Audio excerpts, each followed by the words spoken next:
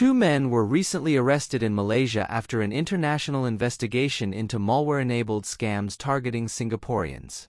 The suspects allegedly operated servers that infected phones with malicious apps, allowing scammers to access personal data and banking credentials.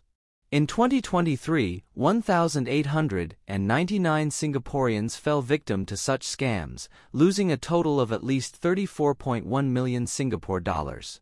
The Singapore Police Force, SPF, together with the Hong Kong Police Force, HKPF, and the Royal Malaysia Police, RMP, formed a joint investigation team in November 2023.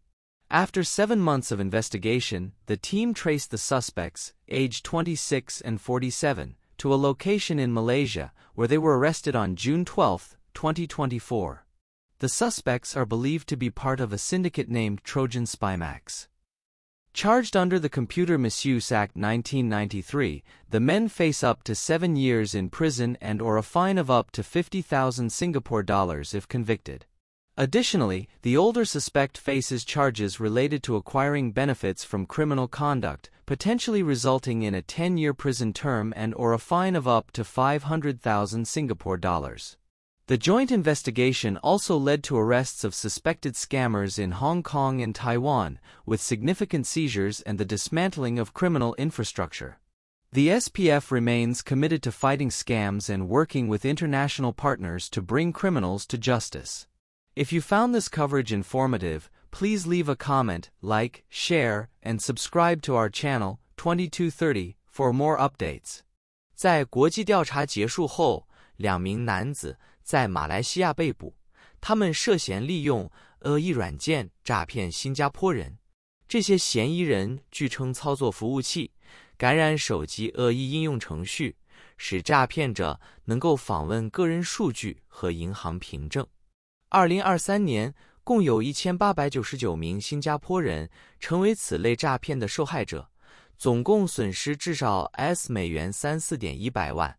新加坡警察部队 SPF 与香港警察部队 HKPF 和马来西亚皇家警察 RMP 在2023年11月成立了一个联合调查小组。经过7个月的调查，小组追踪到26岁和47岁的嫌疑人，他们在2024年6月12日在马来西亚被捕。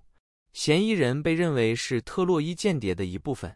根据1993年计算机滥用法案被起诉，这些男子如果被定罪，将面临最高7年的监禁和或高达美元50,000的罚款。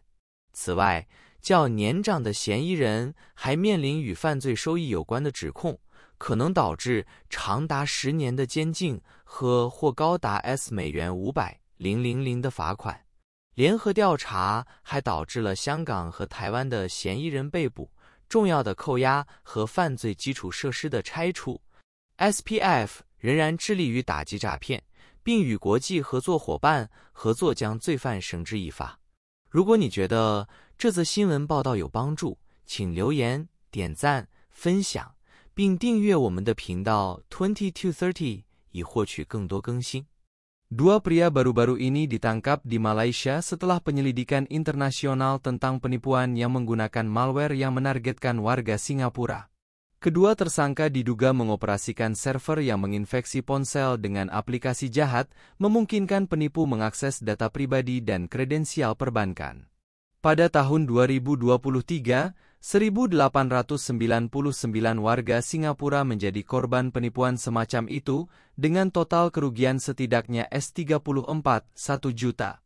Kepolisian Singapura, SPF, bersama dengan Kepolisian Hong Kong, HKPF, dan Kepolisian Kerajaan Malaysia, RMP, membentuk tim penyelidikan bersama pada November 2023.